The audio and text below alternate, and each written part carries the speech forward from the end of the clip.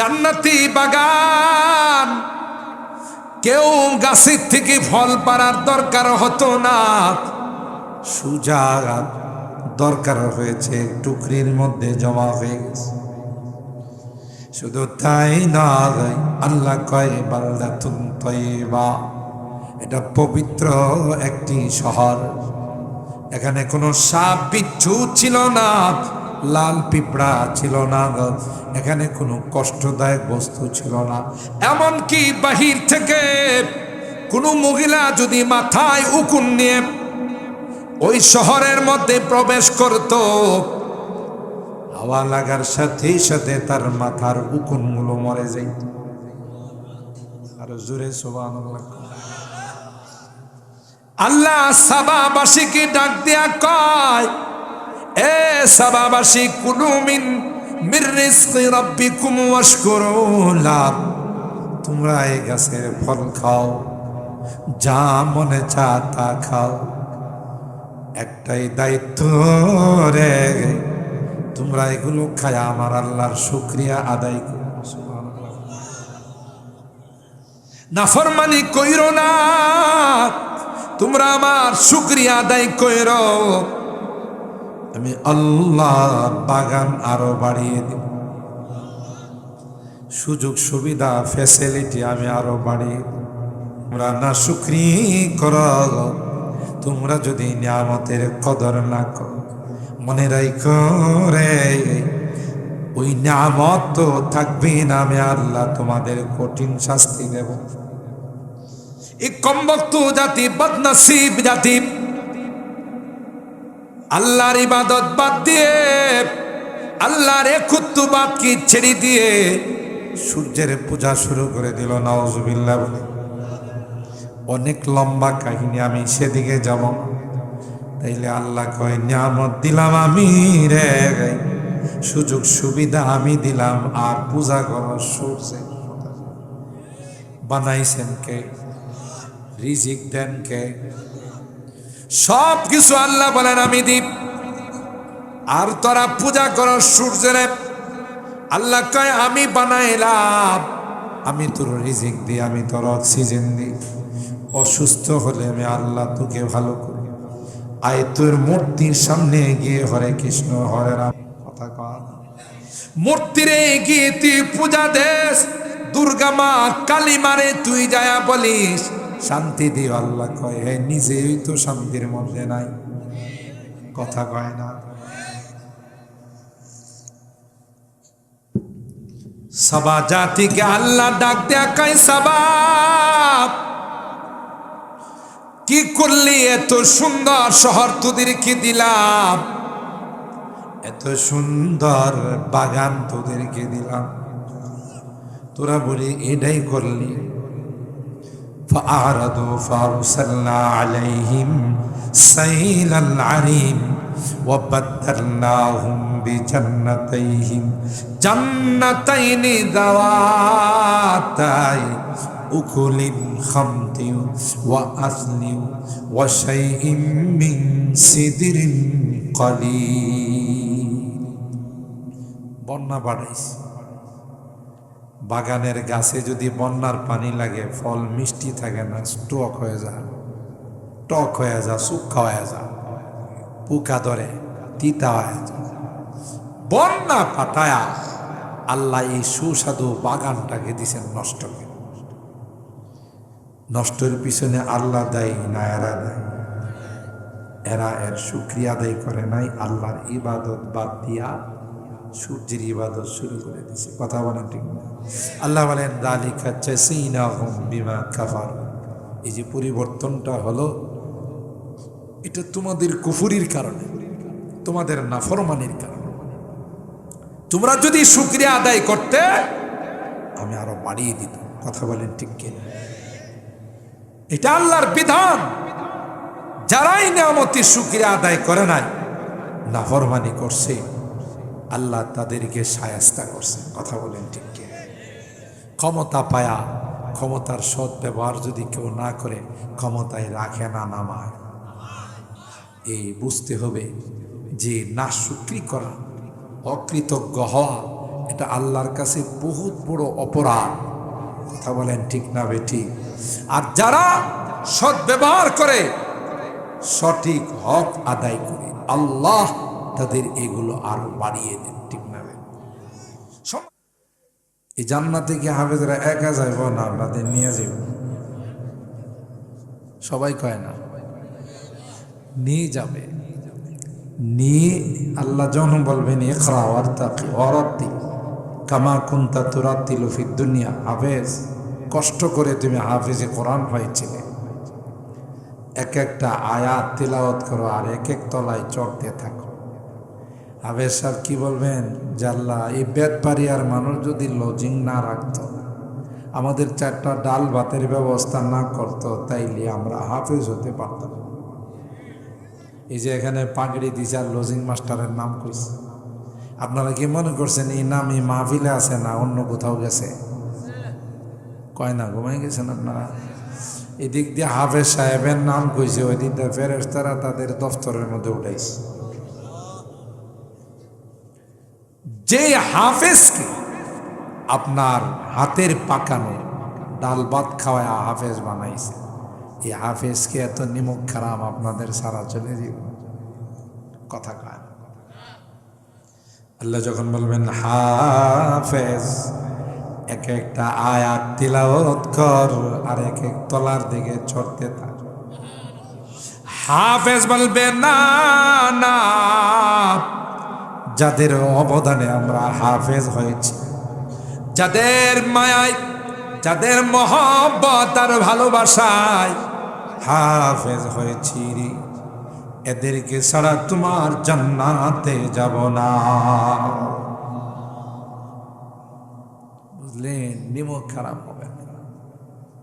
Jagirdar, lodging master, যারা আপনারা এই মাদ্রাসায় দান করছে, এই যে মসজিদরা বেশি দিন হয়েছে, বেদবাড়িয়ার মানুষ এত অর্থশালী না, এত টাকা পয়সা না, কিন্তু কলিজাটা অনেক বড়। কথা কয় না? এখানে মাদ্রাসার মাহফিল 3-4 দিন তাফসীর করে, আবার উত্তর পাড়ার যুবকরা মাহফিল করে। কথা কয় না? ছোট্ট একটা গ্রাম, আন্তরিকভাবে মহব্বত দিয়ে, ভালোবাসা দিয়ে আপনারা মসজিদ, মাদ্রাসা, তাফসীর এই সমস্ত জিনিসগুলো আপনারাই করে যাচ্ছে। কি মনে করেন আপনাদেরকে ছাড়া আলেম ওলামারা জান্নাতে যাবে, হাফেজরা জান্নাতে যাবে? আল্লাহ বলবেন হাফেজ, এ হাফেজ যা যা, তোমাকে আমি অধিকার দিলাম রে এমন 10 জন যাদের উপর জাহান্নাম ওয়াজিব হয়ে গেছে, তাদেরকে নিয়ে সোজা আমার জান্নাতে চলে যা। চিন্তা করছেন? কেবলমাত্র হাফেজ হালালকে হালাল, হারামকে হারাম মাইনা চলছে, 10 জনের পাওয়ার দিবে। আর যারা হাফেজ হয়ে আলেম, এদের পাওয়ারটা কি কম থাকবে না বেশি থাকবে? আরো জোরে বলেন। শুধু তাই নয়, আল্লাহর পয়গম্বর বলেন মান করাল কুরআনা ওয়া আমিলা বিমা ফীহি উলবিসা ওয়ালিদাহু তাজাই ইয়াউমাল কিয়ামা দাউহু আহসানু মিন দাউইশ শামস লাউ কানাত ফি বুয়ুতিকুম ফামা যান্নুকুম বিল্লাযী আমিলা বিহাযা।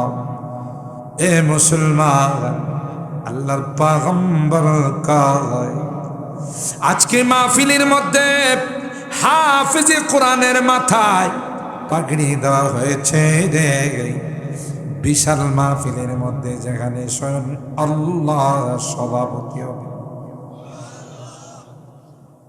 মাহফিলটা কি ছোট হবে না বড়? স্বয়ং আল্লাহ যে প্রতি হবেন, আল্লাহর হাবিব সরকারে দু আলম পয়গম্বর যেই মাহফিলের চিফ গেস্ট হবেন, প্রধান অতিথি। রাস্তে সুবহানাল্লাহ, যার জন্য আল্লাহ সব কিছু সাজাইছে। কথা কয় যার ইশারায় চন্দ্র দুই টুকরা হয়ে যেত, যিনি ইশারা করলে সূর্য পর্যন্ত থেমে যাইত। সূর্যকে ইশারা করে বলে, সূর্য আসরের নামাজ কিন্তু আমি পড়ি নাই, খন্দক ঘুরতে ঘুরতে রে সূর্য আমার আসরের নামাজের টাইমটা চলে যাচ্ছে, তুই যাবি না, দাঁড়িয়ে থাক যতক্ষণ পর্যন্ত আসরের নামাজ আদায় না করবো রে, ততক্ষণ পর্যন্ত তোর যাওয়ার পারমিশন না। चाहे तू इशारों से अपनी काया ही पलट दे दुनिया की। इन्हीं इशारा করলে দুনিয়া উলট পালট করে দেওয়ার মতো পাওয়ার আল্লাহ তাকে দিয়েছেন। সুবহানাল্লাহ। चाहे तू इशारों से अपनी काया ही पलट दे दुनिया की, ये शान है खिदमतगारों की, ये शान है खिदमतगारों की, सरदार का आलम क्या होगा जब हुस्न था उनका जमा, अनवार का आलम क्या होगा। हर कोई फैदा है बिन देखे दीदार का आलम क्या होगा। সেই নবী যদি মাহফিলের প্রধান অতিথি চিফ গেস্ট হয়, মাহফিলটা কেমন লাগবে? সুবহানাল্লাহ। দাউদ নবীরে আল্লাহ বললেন, তোমার কণ্ঠটা এত সুন্দর ছিল, তুমি শনিবার করে তোমার উপর নাজিল করা জবুর কিতাব তিলাওয়াত করবে, মাছগুলো সমুদ্র থেকে আইসা তোমার তিলাওয়াত শুনতো আর লাফাইত, জঙ্গলের পশুগুলো আইসা চুপচাপ বসে বসে তোমার তিলাওয়াত শুনতো আর মাথা নাড়ায় আর সমর্থন জানায়। আকাশের পাখিগুলো তোমার তিলাওয়াত শোনার জন্য ডালে বসে থাকত। আজকের এই মাহফিলে তোমাকে তিলাওয়াত করতে হবে। সুবহানাল্লাহ। কেমন হবে সেই মাহফিল, যে মাহফিলের সভাপতি হবেন স্বয়ং আল্লাহ। সুবহানাল্লাহ।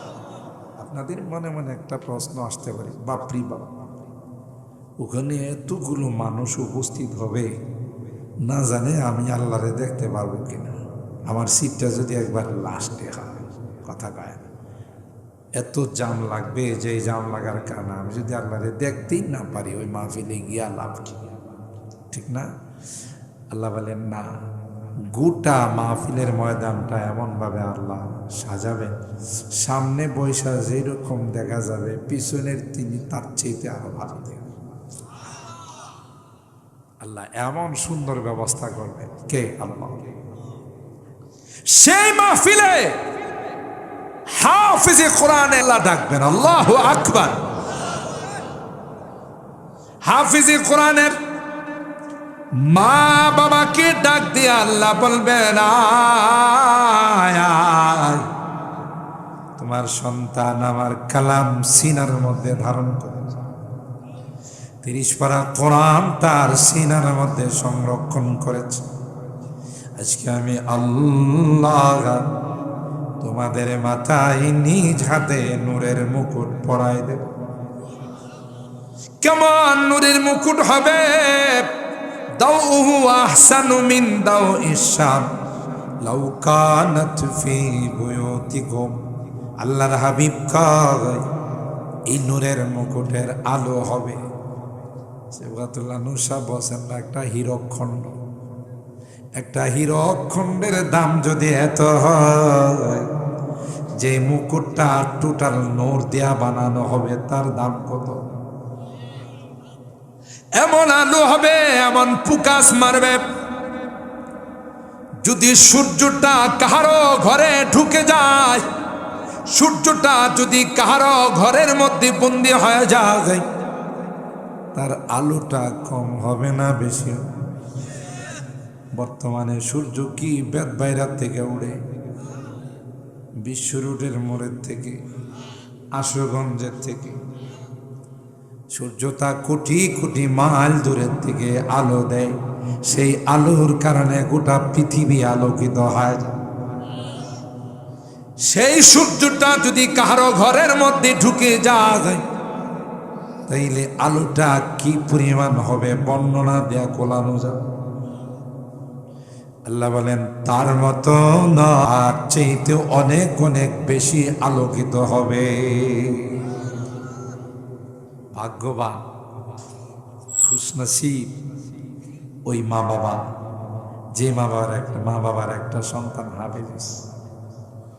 তার গর্ব দেখে কে গোটা বিশ্বের মধ্যে কিয়ামতের ময়দানে সবার সামনে আল্লাহ যখন নূরের মুকুট পরিয়ে দিবে, আফসোস করে বলবে আমার প্রত্যেকটা সন্তানকে কেন হাফেজ বানানো।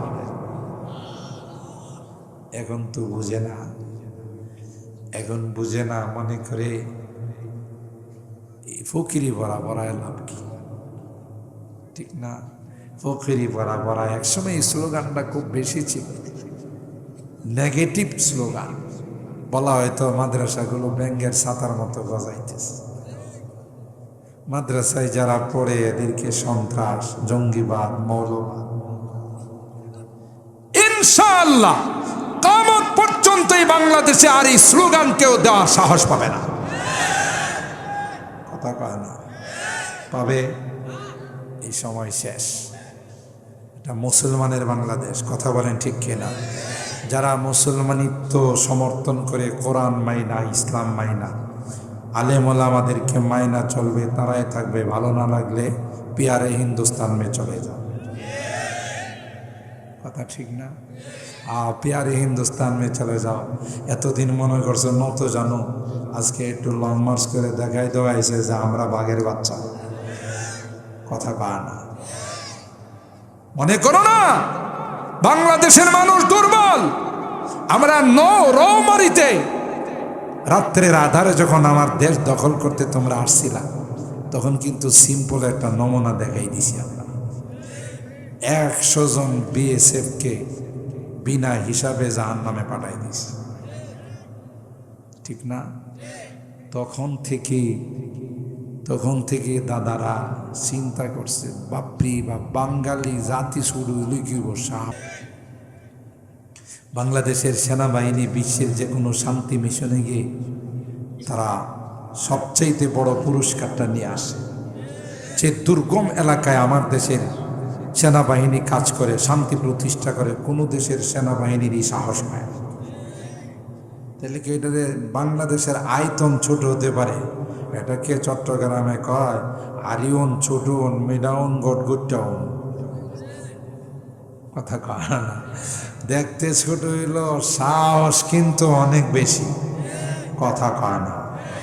আর ব্রাহ্মণবাড়িয়ার সাহসের কথা তো বাংলাদেশে সবখানেই কয়। কথা কয় না?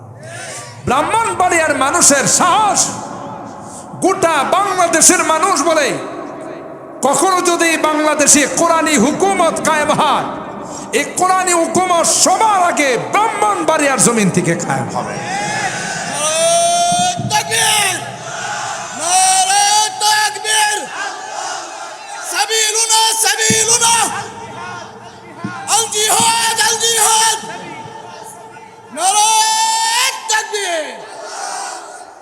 সম্মানিত কোরআনের দেশ, গোটা বিশ্ব এখন বাংলাদেশকে সালাম জানায়। গোটা বিশ্ব সালাম জানায়। বাংলাদেশের কোরআনের পাখিরা 200-300 রাষ্ট্রকে পিছনে ফেলে 1 নম্বর স্থান অধিকার করে। বাংলাদেশের লাল সবুজের পতাকা বিশ্বের মধ্যে উড্ডীন করে। কি মনে করছে? কোরআনের দেশ হিসাবে আমাদের দেশের পরিচিতি। যে কোনো রাষ্ট্রে গেলেই যখন দেখে বাংলাদেশের হাফেজে কোরআন রাইস কইছে কাম, আর সিরিয়াল ভাগ্যে নাই। সুবহানাল্লাহ কন। আপনি কি মনে করছেন কি প্রতিযোগিতাটা হয়? যতদিন পর্যন্ত এদেশে কোরআনী হুকুমত কায়েম না হবে ততদিন পর্যন্ত কোনো মানব তন্ত্রমন্ত্রের দ্বারা শান্তি আসবে না, আসবে না, আসবে না। কথা বলেন ঠিক কিনা? আল্লাহর বিধান কোরআনী হুকুমত কায়েম হয়ে যাবে। রাত নাই দিন নাই 24 ঘন্টা যেখানে মনে চায় এখানে আপনি যাইতে পারবেন না। আপনার দিকে তাকান, তার বাস্তব নমুনা দেখতে চাইলে আফগানিস্তান যান। কথা কান, আফগান মুজাহিদরা পৃথিবীর কোনো পরাশক্তিকে ভয় পায় নাই, ঠিক না? এই যে কিছু মুজাহিদ সিরিয়াতে যায় ঢুকছে, সিরিয়া বিজয়। কথা কান না, কয়েকটা মুজাহিদ ঢুকছে, ঢুকার পরে ওদের কামড়ানো শুরু হয়ে গেছে। কথা কান না। আর ইসরায়েল তো এখন বাথরুম আর ছাড়তে পারে না। কথা কান। ওই দিন বেশি দূরে নাই যেদিন আফগান মুজাহিদদের সহযোগিতায় ইসরায়েলের হায়ানাদেরকেও শায়েস্তা করা হবে। আর এটা লক্ষণ গজওয়াতুল হিন্দের। সামনে হাদিসের ভাষ্য অনুযায়ী বাবু গজওয়াতুল হিন্দ, আল্লাহ নবী বলে গেছেন একটা সময় আসবে গজওয়াতুল হিন্দ মানে হিন্দের যুদ্ধ শুরু হয়ে যাবে, হিন্দুস্তানের যুদ্ধ শুরু হয়ে যাবে। আপনারা দেখেন এই ইন্ডিয়া একটা অজাগরা রাষ্ট্র। এই অজাগরা রাষ্ট্রের পাশে একটা রাষ্ট্র হয় নাই, মালদ্বীপ, এরপরে ভুটান, নেপাল, যতগুলো রাষ্ট্রকে এরা তাদের কররাজ্য বানায় রাখছিল সবগুলো লাঠি দিয়া চলে আসছে। কেন? তাদের এই সমস্ত বৈরী আচরণের কারণে। আমরা ইন্ডিয়ার বিরোধিতা করি না, কারণ ইন্ডিয়াতে আমাদের আকাবের আছে, দেওবন্দ মাদ্রাসা আছে। ইন্ডিয়াতে আমাদের চেয়ে তো অনেক বেশি মুসলমান আছে। যারা ইন্ডিয়ার মধ্যে মুসলমান নিধনের মধ্যে এই মোদির যারা আছে, হিন্দু জাতীয়তাবাদী যারা আছে, আমরা তাদের বিরোধিতা করি। কথা বলেন ঠিক কিনা? তাদের কত বড় স্পর্ধা হলে বাংলাদেশের একজন প্রতিযশা লয়ারকে, আইনজীবীকে তারা হত্যা করে। ইসকনের দুষ্টরা, কথা বলেন ঠিক কিনা? এরা ইসকনের পরিকল্পনা আপনারা জানেন না, 7টা রাষ্ট্রকে মিলানো দেখে রামরাজ্য বানানো। আপনারা কি মনে করেন তাদের স্বপ্ন পূরণ হইব? জুতার পিতা খায়া বাংলাদেশ থেকে বিদায় হবে। আর আগের দিন নাই। কথা বলেন ঠিক কিনা? যে তোমাদেরকে প্রশ্রয় দেওয়া হবে, এই দিন নাই। সম্মানিত সুধী, আমার এই ছোট্ট বাংলাদেশ আল্লাহ তাআলা আয়তনে ছোট বানাইলেও এ দেশের মান মর্যাদা কম না বেশি?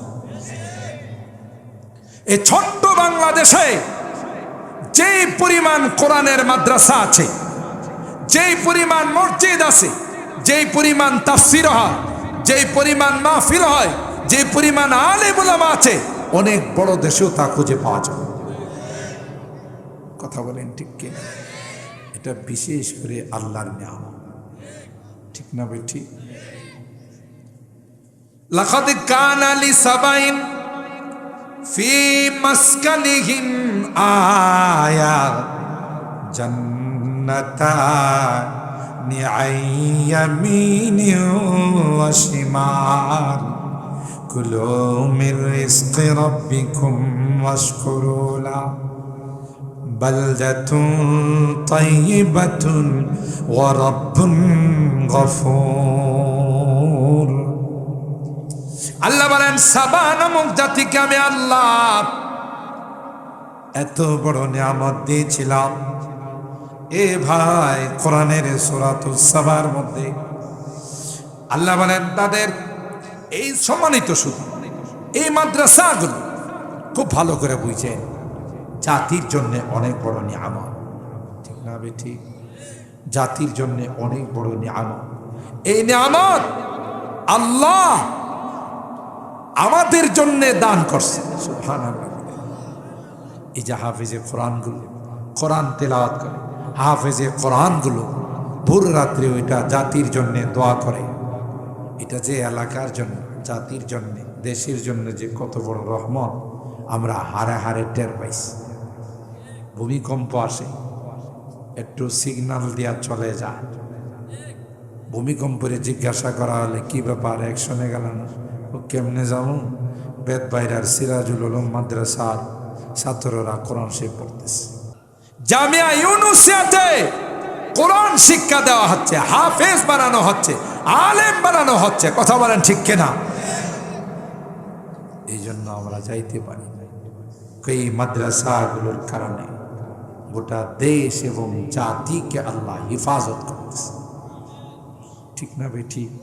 তাইলে এই মাদ্রাসাগুলোর প্রতি আমাদের দরদ রাখা দরকার আছে না? মহব্বত আর ভালোবাসার দরকার আছে না? নাই? এই জন্য মোহতারাম হাজরিন, এই সকল মাদ্রাসার প্রতি যারাই সুদৃষ্টি রাখবে, যারাই মহব্বত আর ভালোবাসবে, তারাই দুনিয়াতেও সফল, পরকালে অসফল। কথা বলেন ঠিক কিনা? আর যারা তার সঙ্গে বৈরী সম্পর্ক রাখবে, বেঈমান হয়ে দুনিয়া থেকে বিদায় নিবে। কথা বলেন ঠিক কিনা? ঈমান নসিব হবে না।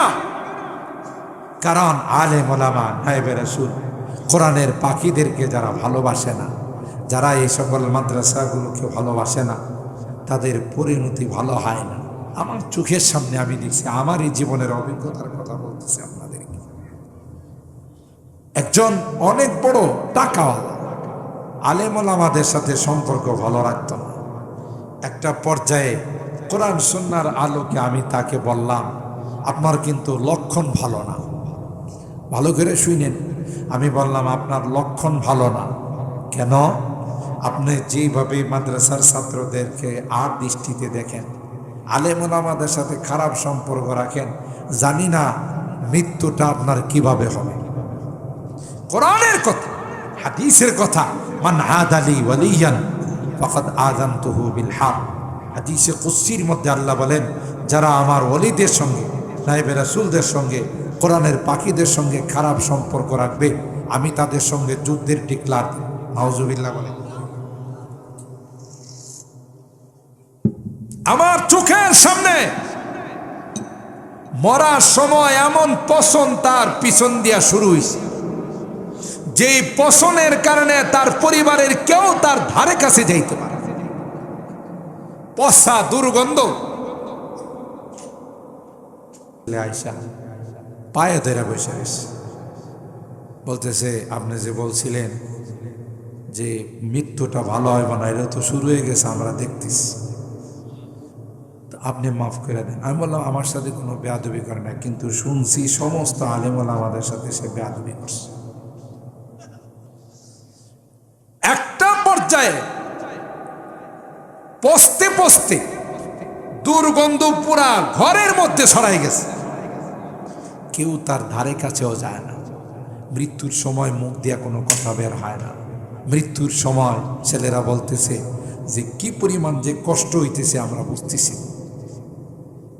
মুসলমান খুব ভালো করে খেয়াল করে, আলেম ওলামারা খায়া না খায়া, রাত নাই দিন নাই, আপনাদের ঘরে ঘরে গিয়ে মাদ্রাসার জন্য মুষ্টি কালেকশন করে, চান্দা কালেকশন করে মাদ্রাসা বানায়, মসজিদ বানায়, 5,000 10,000 টাকা পায়, এখানে খেদমত করে।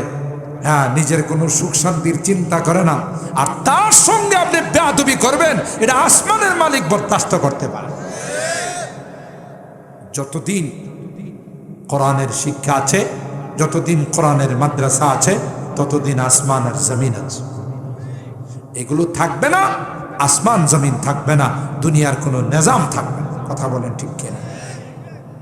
এই জন্যে এটা একটা বড় নিয়ামত। সন্তান থাকলে সন্তান দেন, না থাকলে ভাতিজা, নাতি, দূর সম্পর্কেও কেউ হলে তাকে দেন। সে যখন আল্লাহর জান্নাতে যাবে, আপনাকে ফেলে যাবে না। আর বিপদের দিনের যারা বন্ধু হয়, এরাই আসল বন্ধু। কথা কন ঠিক কিনা? সুখের দিনে সবাই বন্ধু। কথা বলেন ঠিক কিনা? বিপদে কেউ নাই। এই কিয়ামতের ময়দানে যখন বিপদ হয়ে যাবে, যেই বিপদ সাধারণ বিপদ, কঠিন বিপদ, আদম আলাইহিস সালাতু ওয়াস সালাম থেকে নিয়ে কোনো নবীরা সুপারিশ করার সাহস পাবে। সেই দিন হাফিজে কোরআন, আলেমে বা আমলরা আল্লাহর কাছে সুপারিশ করে যত ইচ্ছা তত আল্লাহর জান্নাতে নিয়ে যাবে। তাইলে এই সকল মাদ্রাসাগুলো এলাকার জন্য রহমত। এই বেতবাড়িয়ার যত মুরব্বীরা এই মাদ্রাসা করে গেছেন, মসজিদ করে গেছেন। আজকে তাদের সাথে সাক্ষাৎ হলে বোঝা যায় তো তাদের খুশি কত, আনন্দ। বলতো যে আজকে এখানে কোরআন তিলাওয়াত হচ্ছে, 14 জন হাফেজ এখান থেকে বের হচ্ছে। এরা যত তিলাওয়াত করতেছে, যারা মুরব্বীরা এই মাদ্রাসার সূচনা করে গেছেন, মসজিদের সূচনা করে গেছেন, তাদের কবরের মধ্যে